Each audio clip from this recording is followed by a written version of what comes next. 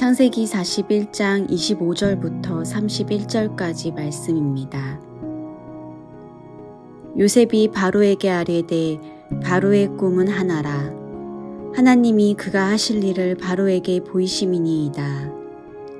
7 좋은 암소는 7회요 7 좋은 이삭도 7회니 그 꿈은 하나라.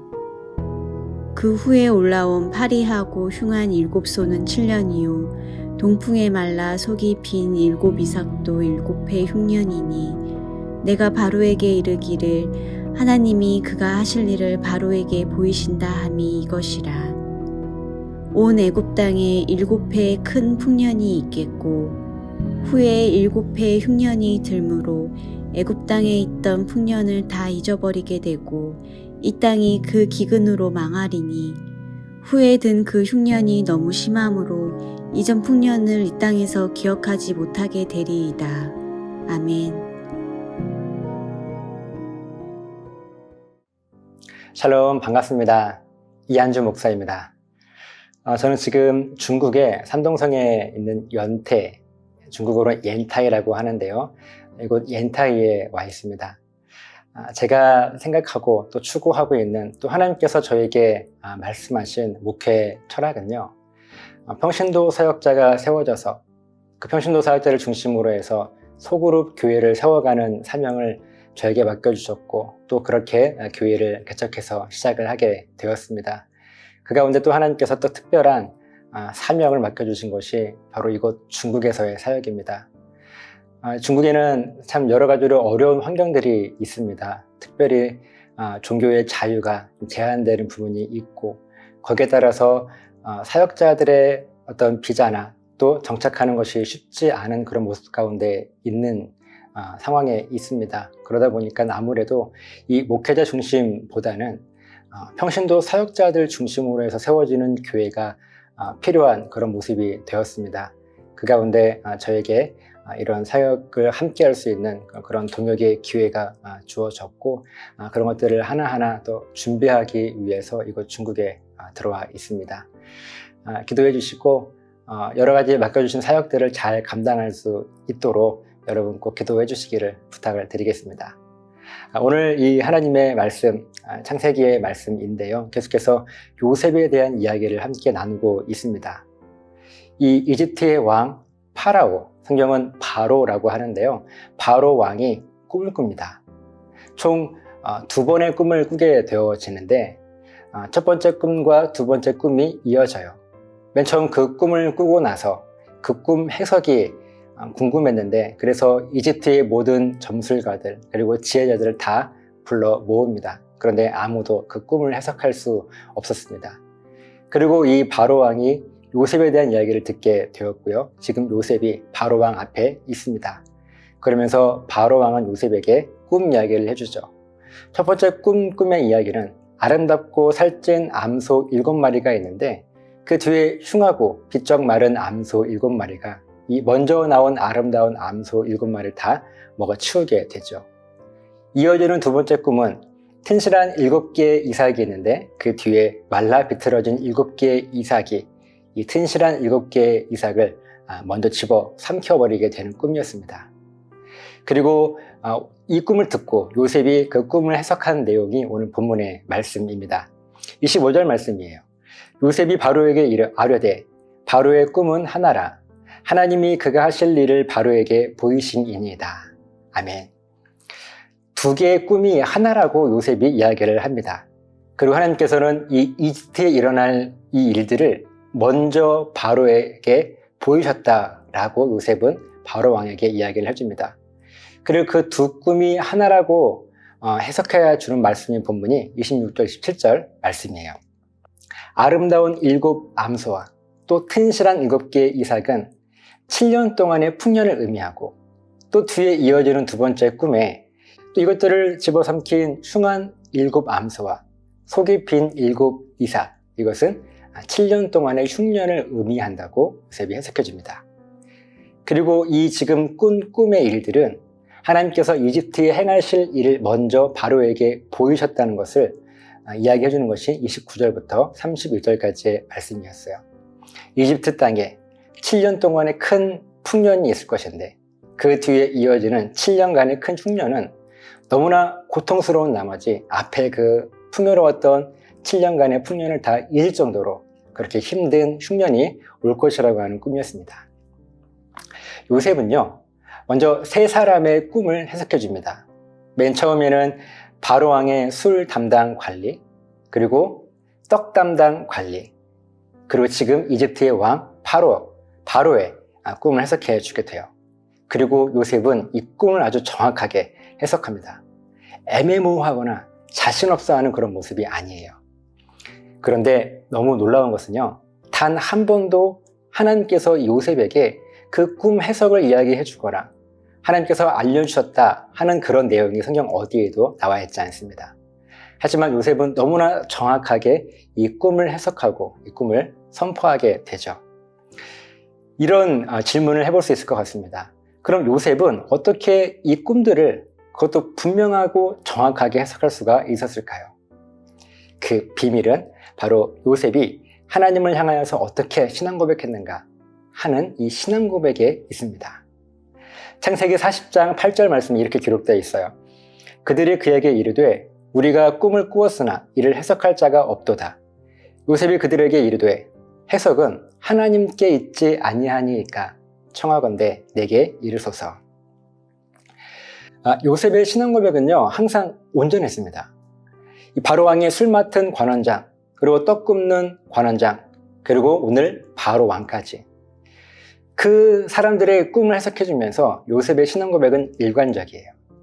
하나님은 나의 창조주이시고 나의 주인이시고 나의 아버지시라고 하는 그 온전한 고백과 또 그렇게 고백할 수 있었기에 동시에 나는 그 하나님의 피조물이고 내가 주인이라고 고백하는 그 하나님의 나는 종이고 내가 아버지라고 고백하는 그 하나님의 나는 자녀다 라고 하는 이 신앙 고백이요, 단 한 번도 흐트러지거나 잊혀지지 않았습니다. 그리고 혹시라도 요셉도 사람이기에 이 고백이 흔들리거나 잊혀지게 될 때 그는 의식적으로라도 이 신앙 고백이 흔들리지 않도록, 이 신앙 고백이 희미해지지 않도록 그는 몸부림치게 되죠. 바로왕의 그 꿈 이야기를 들었을 때에도 요셉은 이 꿈이 무슨 내용인지에 대한 이 겉으로 보여지는 현상에 집중하지 않았습니다. 요셉 그가 집중했던 것은요, 하나님께서 주신 이 꿈, 그 꿈을 주신 하나님이 어떤 분이신지에 더 집중했어요. 그렇게 꿈을 해석하실 수 있는 분은 우리 하나님 한 분뿐이신 것에 집중했습니다. 그 하나님을 섬기는 내가 누구인지 동시에 요셉은 집중했어요. 그리고 확신 있게 그 꿈을 해석합니다. 사실 이 바로왕의 꿈 내용이 여러분 그렇게 어렵게 들리십니까? 그 꿈의 내용이 어려운가요? 7개의 좋은 것이 먼저 나왔는데 나중에 7개의 나쁜 것이 나와버려서 먼저 나온 7개의 암소와 또 7개의 이삭을 다 집어 삼켜버린 것, 이것을 해석하는 것이 여러분 어렵습니까?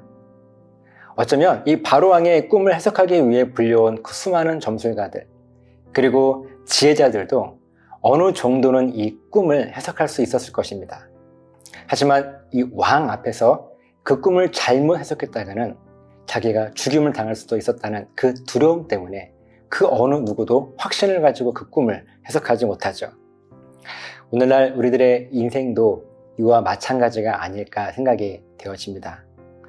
하나님께서 나에게 원하시는 것 우리가 잘 모르나요? 어쩌면 알고 있지 않습니까? 알고 있지만 무언가 두려워서 그 하나님 말씀을 우리가 순종하지 못하는 경우가 많지 않습니까?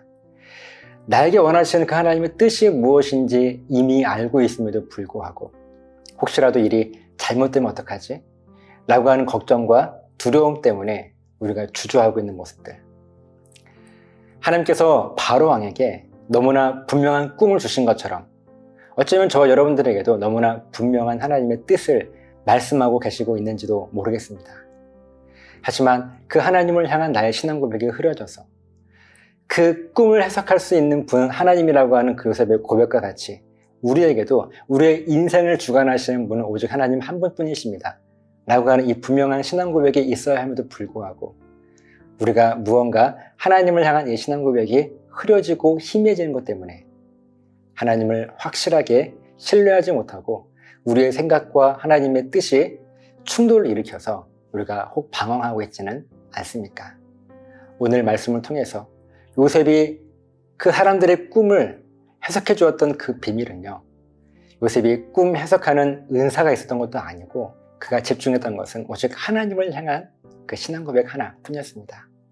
저 여러분도 오늘 나에게 일어나고 있는 일들이 어떤 일들이 일어나고 있는가, 혹은 이것이 의미하는 것이 무엇인가 하는 거기에 집중하지 마시고 오늘 내 삶에 동행하신 그 하나님 나에게 어떤 분이신가, 그리고 나에게 말씀하시는 하나님의 그 뜻과 계획이 내 생각과 기준으로 이해가 되지 않는다 할지라도 그것보다 더 크신 하나님의 뜻이, 하나님을 향한 그 신앙 고백이 내게 온전하기 때문에 오늘 묵묵히 순종할 수 있는 그런 놀라운 믿음의 결단이 저와 여러분들의 삶 가운데 가득하시기를 예수님의 이름으로 간절하게 부탁을 드립니다.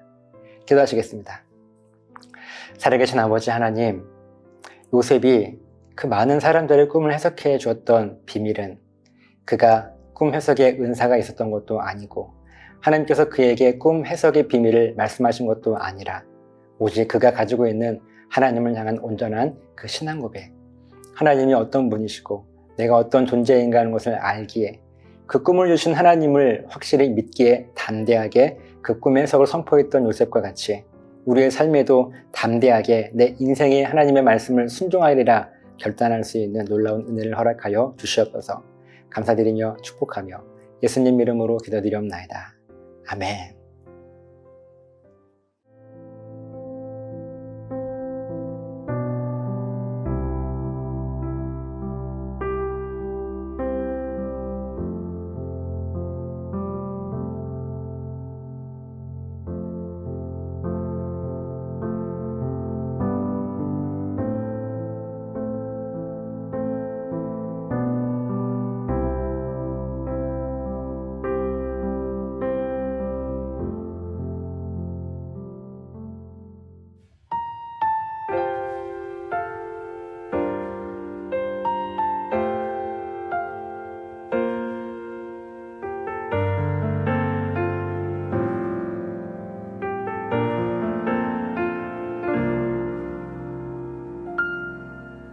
오늘 이곳에 계신 성령님, 우리에게 말씀하시고 우릴 가르치소서.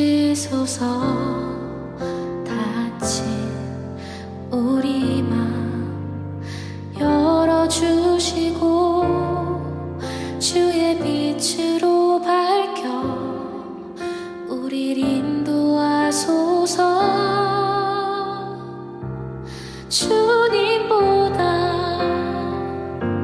앞서지 않고 겸손하게 주님의 말씀 기다리리. 주님 손에 우릴 드립니다. 사랑으로 인도하소서.